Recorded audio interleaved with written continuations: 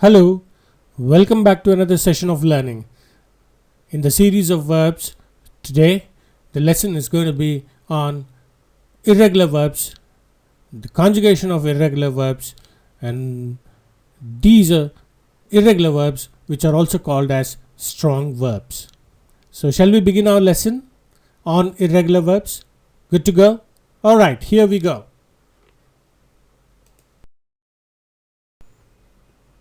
As always, let's recollect the basic information.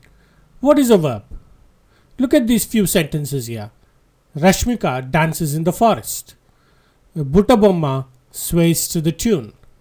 The hero and the villain fought each other. They watched AVPL. AVPL is Ala Vaikuntapuram Lo movie a number of times. Now, what are the verbs here? They are of course underlined there, right? Dances, sways, fought, watched. So what do these words tell you? So all these words talk about action or work or something that is being done. By whom? By the subject. And what are the subjects there?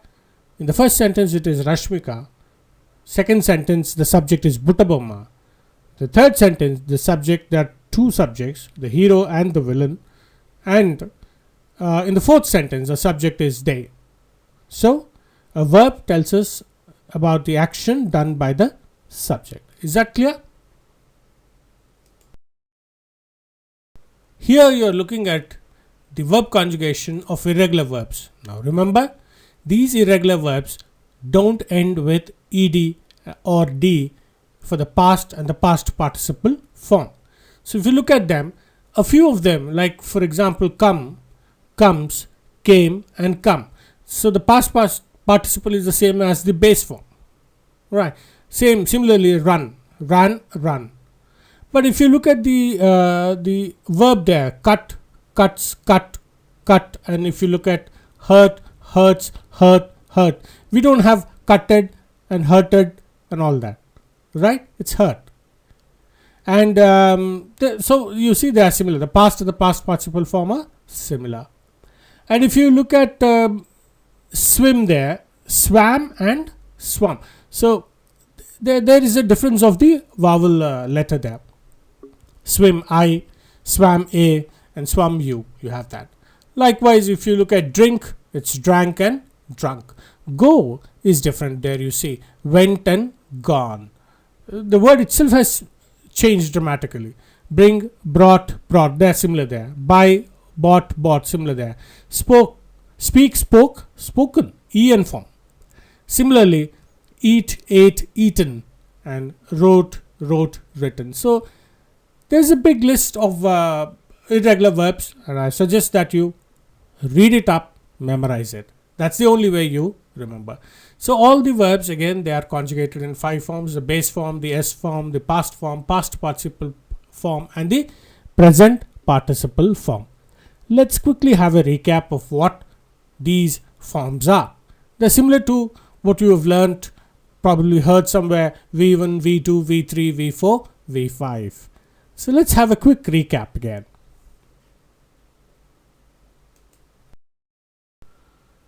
So just like the regular verbs, the irregular verbs also have the 5 forms: the to infinitive or the base form of the verb, the S form of the verb, the past form of the verb, the past participle form of the verb, and the present participle form of the verb. And let's look at them again quickly as a recap as to what they are and what purpose do they serve. So what is to infinitive? An infinitive is a basic form of the word or the verb there. It is mostly preceded by to, and sometimes it is not. So look at the examples there. He wants to drink. To infinitive. To drink is the base form of the verb. To drink some mango juice now. He drinks lemon juice every day. Now without the to infinitive, without the to there. Normally this form is used with I, we, you, and they, or with plural subjects. Now what about the S form? It is used by either adding S or IES to the basic verbs. For example, eat, it becomes eats, and carry becomes carries. Normally used with he, she, it, or singular subject. You can say, no, he, you have the example there, right? All right.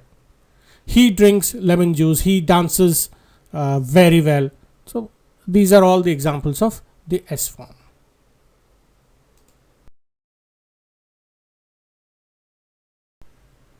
So the irregular verbs also have the past form and the past participle form, but there is a slight difference in the way the word gets formed. See, the past form of the verb refers to the verb which is used to express an action in the past tenses. This is understood, right? So we use these verbs for expressing past events. Now, irregular verbs, there's a form change or the vowel change. So eat, becomes ate. Completely different. No, eated. No.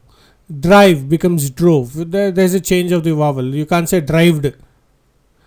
Alright. So this is the fundamental difference.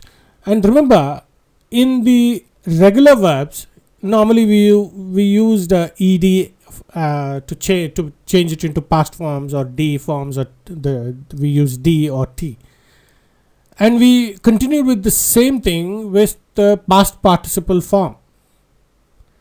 So, for example, if you see a regular verb such as marry, marries, married, married. I married, I have married. It's the same thing, right? Okay, now look at this past participle form. It is a form of a verb that ends in ed or en or wn, or in a different form altogether, like go, went, gone, or no change in form like cut, cut, cut. It's same. So we use this form for perfect tenses. Ate, eaten. That's the difference. Drank, drunk. So we use this form for passive voice. Is that clear? Good.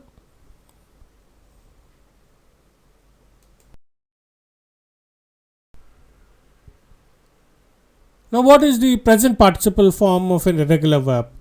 There is not much difference with both regular verbs and irregular verbs. All these verbs end with ing. That is what is the present participle. That is the identity. So swim, swam, swum, swimming. We use this form for continuous tenses. I am swimming. We use this form as a gerund, noun like. For example, swimming is a good exercise. What is a good exercise? Swimming is a good exercise. So swimming is, though it has the ing form, it functions like a noun. So it's a gerund. We use this form as an adjective also. They have a driving simulator to teach driving at the training school, right? So what kind of simulator? It's a driving simulator. So driving functions as an adjective, and this is also a participle form. Is that clear? So these are the 5 forms. To infinitive or the base form of the verb, S form, past participle, and the present participle form of the verbs, both for regular and irregular verbs.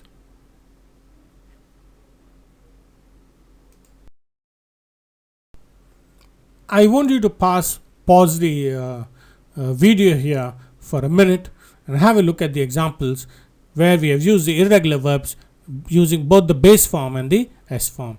So if you notice it very carefully, I follows to infinitive or infinitive, we infinitive, you infinitive, the base form. He, the S form, he eats, she swims, S form, it runs, S form, they, infinitive form, come, Chinnu, singular subject, so S form, a few, plural, so we use the infinitive form or the base form. So this is how the irregular verbs, the base form and the S form is used according to the subject for subject verb agreement.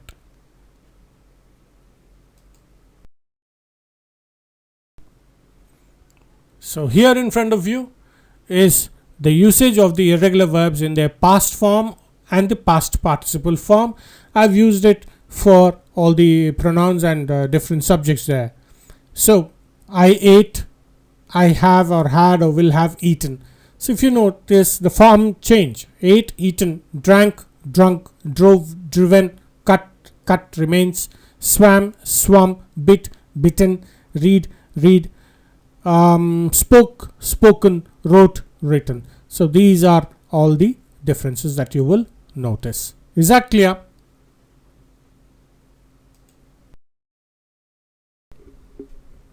Now we are going to look at how the irregular verbs are used in their present participle form. Present participle form is about using the ing at the end of the base verb. So eating, driving, writing, drinking, riding, reading, swimming, coming, speaking, all these. So present participle is nothing but the base form plus the ing form. So these are the examples. So you can pause the video for a minute here and read through the examples. Fine. Okay, let's have a quick recap. A verb is an action word.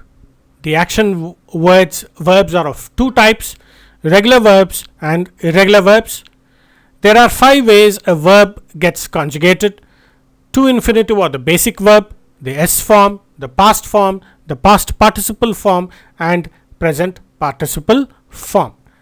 The irregular verbs, the past form and the past participle form could be same or different. For example, cut, same; drank and drunk, different. An irregular verb is also called a strong verb, just because it undergoes a change. But today there is actually no strong verb and a weak verb. Conjugation of verbs is the way a verb gets modified and used in various situations like voice, tenses. Voice, I mean active passive voice. Tenses, simple, the present tense, the past tense and the future tenses, and the mood. The only thing that I can tell you right now is read up the big list of the irregular verbs and memorize them and use them in sentences of your own. That's it. So I hope you have understood what are the irregular verbs and also understood the difference between the regular verbs and the irregular verbs. Thank you very much once again for watching my videos and encouraging me. Please keep watching my videos and watch out for the updates, and please post your comments, your questions, your queries, so that I can reply to them and help you in your learning. I also request you to please like my videos, subscribe to my channel English Bricks, and share my channel English Bricks with your friends, relatives, family, anybody who is interested in learning. And thank you so much once again. God bless, take care, and we'll come back soon with another lesson in the series of verbs. Till then, take care, God bless, bye.